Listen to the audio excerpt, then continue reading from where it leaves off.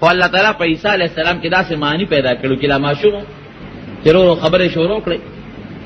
نو د خلکو د لوبو نه به ځان ساته او خلکو ته به نصیحت کو چې چا به ګناه کوله رورا ګناه مه کوه. ناشنا خلک به ورته راغونډ شو، دا ماشوم بچي ته ګوره او خلکو ته نصیحت ته ګوره. او که چا به کفر او شرک کو د هغې به رد کوئ، الله نه ویرېږي، الله له شریک مه جوړوئ. په ماشوموالي کې دا نصیحتونه شروع کړل خلکو ته، او داسې نښې نښانې پکې رب العالمین په ماشوموالي کې ښکاره کړئ چې مور یو ځل لېږلی و چې داسې کاروبار به زده کړي. خامخا د مور په ذهن کې هم دی چې دا بچی مې دین هم زده کوي، عبادت هم کوي، خو چې څه زده کړي چې ځان له څه روزي او رزق خو هم ګټي که نه. نو هغه زمانه کې دا صنعت هر چا به خپل بچي ته څه کار ښاو، لکه د ترکاڼۍ چل، د لوارۍ چل، د بل چل. نو مور اولېږه دوبیانو له وی دا هغې دا جامې رنګ کوي، د رنګ سازی چل ته زده کوي. دې لاړه هغه دوبیانو سره خپل منځ او دس به هم کو، خلکو ته نصیحت به هم کو، هغې سره یې د جامو د رنګ سازی چل هم زده کو. هغه مشر دوبي یو دل چرته ته عیسی علیه السلام ګورې لاره کوټې دې ماشو ورته یې ویې داسې چل به وکړي، دې له به شین رنګ ورکړي، دې جامې له به سور رنګ ورکړي، دې له به دا رنګ ورکړي، دې له به دا رنګ ورکړي. هرې ټوکړې سره یو ټوکړه وله وتړله، رنګ سازان اوس هم داسې کوي چې هغه لاړ هغه استاد نو د ټولې جامې راواخېستې په یو بالټي کې واچولې، یو چاټک او لګیا دی هغه ورسره دی لړی. او دی کې استاد راغی وایي څه چل دی وکړه، وایي دې چاټک کې مې چول خدای بنده دا دې څه وکړل، دې خلکو له به څه جواب ورکړو، دا خو تا ټول په یو رنګ کې چولې دي، دا خو یو شین رنګ جامه غواړي، بل سور غواړي، بل تور غواړي، بل خړه غواړي، دا دې څه وکړل، ټول دې یو رنګ کړل، دې خلکو له به د جامې تاوان د کم ځای نه راوړل، دا دې څه کړي دي. عیسی علیه السلام ورته استاد دا دې کېنه په خلا ته کېنه تماشا کوه. یو جوړه به چې رستله او چا پورې بشین شنه کپړه غوټه او نه بشنه راوته، هم د یو چاټې چې بلې ته به ګوتې کړی به سره راوته، چې بلې ته به ګوتې کړی به توره راوته. خو چې کومه رنګ ټوکړه به په کمې پورې تړلې وه، د یو چاټې نه به هغه مختلف رنګونه والا راوتل. حیران شو ورته چې خدای پاکه دا ماشو دی لږ ته ګوره دی کمالاتو ته لکه ساحر جادوګر یې کسې چل دی. وی نه ما له الله په ماشوموالي کې پیغمبري را کړې ده، زه د الله رسول یم، د الله پیغمبر یم، جعلني نبیا، د الله پیغمبر یم، الله نبوت او پیغمبري را کړې ده. څومره هغه حواریین دوبیان چې جامو رنګ کولو والا او جامو اینځلو والا، دې ټولو اول نمبر په عیسی علیه السلام باندې ایمان راوړو. ګورې دا هغه پیغمبر دی چې د نور څومره پیغمبران چې تیر شوي 40 کالو کې الله نبوت ورکړی دی، عیسی علیه السلام له الله مخکې پیغمبري ورکړی دی، ټولو ورباندې ایمان راوړو. په لاره به ته خلکو ته به یې نصیحت کوه. یو قوم له ورغې ودرېد، ستا څه معجزه ده؟ هغه زمانه خو داسې د معجزو د زمانې څه معجزه لري، څه نښه شته که نشته؟ او څه نښه ده ووایه راته، تاسو څه وایئ؟ ښه دا راته ووایه چې بېګا مونږ څه خوړلي دي. هغې به هم تپوس داسې کوو چې عجیبه تپوس به یې کوو، بېګا مې څه خوړلي دي؟ وی تاسو بیگا ټیپر خوړلی دی، چاته به دا چا چې به څه خوړلی، بیګا هم باټینګل خوړلی، بیګا هم دا شی خوړلی. وانبئکم بما تاکلون وما تدخرون فی بیوتکم، راشه چې تاسو څه خوړلی دي او په کور کې م څه شی ذخیره کړی د هغې حال درته وایم. ځه ما ته الله دا علم را کړی. ماشوم به راغې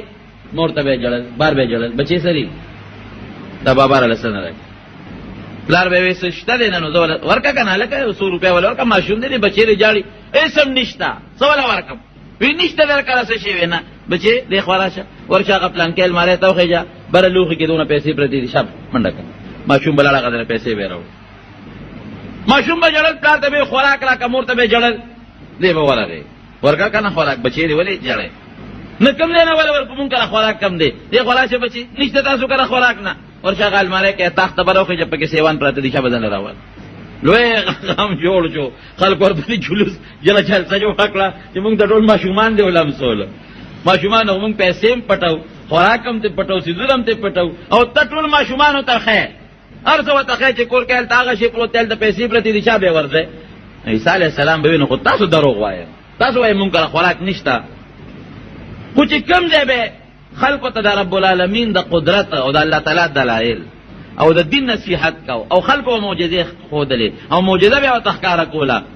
ګورې سره د دې خلکو دا لوی طبیب تېر شوی دی دا غټ غټ طبیبان تیر شوي دي په هغه زمانه کې دا د طب زمانه وه دا دقیانوس او فیثاغورس او ارسطو او دا دور دغه زمانه کې تیر شوي دي لوی لوی د زمانې دا لوی لوی حکیمان چې دا نومونه اوس یادېږي دغه دور د دغې خلقو نو د طب یو لکه اوس چې څنګه د ساینس او د ډاکټرۍ یو دور دی او خلقو یو ساینسي دور دی په دنیا باندې په هغه زمانه کې د طب او د ډاکټرۍ او د حکمت یو دور عیسی علیه السلام د چې به څوک رالل مریض به وخا وایه که نه ستا څه معجزه ده نو ده به وایي چې کوم انسان په سترګو ړوند دي ړوند ابرئ الاکمه والابرص باذن الله په سترګو ړوند اکمه په عربۍ کې هغه ړوند ته وایي چې د مور نه پیدایشي ړوند دي چې کوم ځای وروسته ړوند شي نو د هغه بیا هم څه ناسه څوک علاج وکړي خدای پاک یې جوړ کړي خو چې دا د مور نه پیدایشي ړوند دي د علاج بیا ګران دی اکمه ورته وایي په عربۍ کې اب راغې ړوند دی خو راشه لاس دې پراخ کړ او د الله په حکم باندې به سترګې جوړې شو نظر به لګېدو راشه که نه اوس د دنیا یو ارسطاطالیس او د دنیا یو لوی حکیم دی راشي وی راشه ما سره په طب کې مقابله وکړي ځکه نه د دنیا یو ډاکټر دی راشي یو طبیب دی راشي او ړوند جوړ کړي زه جوړولی شم خو ورسره به دا ټکې وی چې باذن الله دا زما کمال نه دی ګورې دا د الله په حکم معجزه د پیغمبر په اختیار کې نه دا یاد وسات دا پیغمبر نه الله معجزه ښکاره کوي په اختیار د معجزې د رب العالمین سره که د الله خوښی نو د پیغمبر د لاس نه داسې کار وکړي چې هغه په دنیا کې بل څوک نشي کولی معجزه ورته وایي او که د الله نه خوښه نه کېږي یو سړی رابغې برګي مرض والا هغه زمانه کې د برګي مرض علاج چا سره نو دله به راغې په ما خو دا برګي مرض دی لاس به پراخ کړ پروردګار به پاسات هغه جوړ خټه به راواغېسته د خټې نه به مرغۍ جوړه کړه نه مرغۍ شکل خلکو ټولو بورته کتل وی دا ګورې دی نه چنچڼه جوړه کړله هغې له به پوکې ورک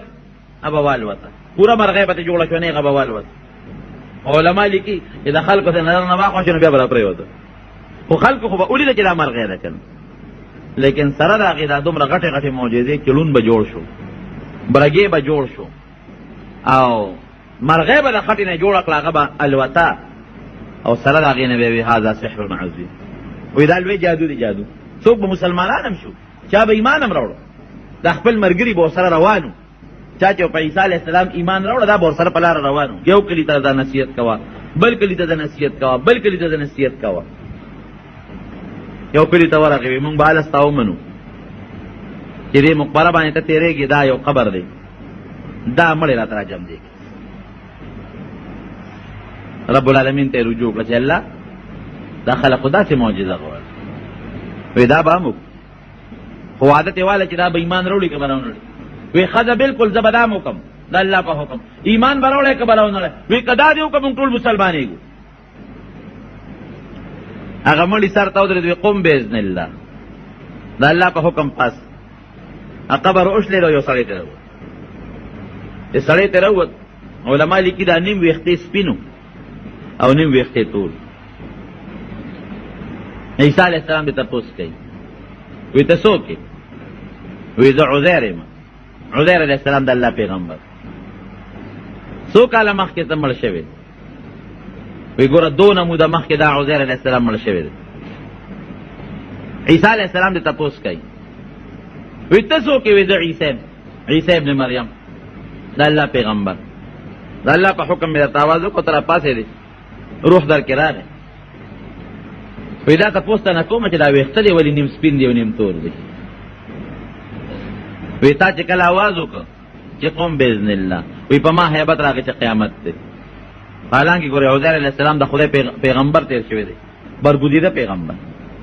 نو ما باندې هیبت راغی چې دا جوړ د قیامت ورځ ده او بس اوس حساب کتاب ته روانېږو وی دا د قیامت د ورځې د هغه هیبت ته وجې نه مې دا نیم ویښته سپین شو په لاره روانو یو بل انسانو په قبر تېرېده وی که دا راته راجم دی کم ایمان به راوړی وی او هغه ته ودرېد وی قم باذن الله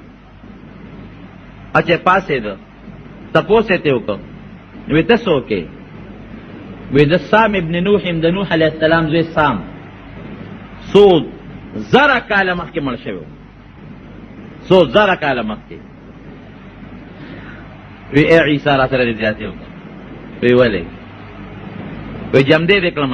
ټول په دنیا کې جمدې مې کنه بیا به مرم. نه بیا به مرې. وی زیاتې دې را سره وی دا څنګه؟ وی زه چې مړ شویم زما زرګونه کال او شو چې زه مړ یم او قبر کې پروت یم، خو د زنکدن تریخوالی مې په داخله کې اوسه پورې پروت دی. نو اوس به بیا ما باندې زنکدن راځي، نو زه به بیا مرم.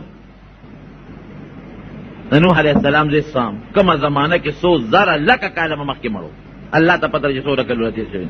وی زه به الله ته سوال وکړم چې را باندې بیا زنکدن تکلیف نه راوړي. وی به دا مهرباني را سره وکړه. د الله نه سوال وکړو یا الله ته خو دې ساه واخله، خو د زنکدن تکلیف یو ځل پې تېر کړی دوباره پې مه تېروه.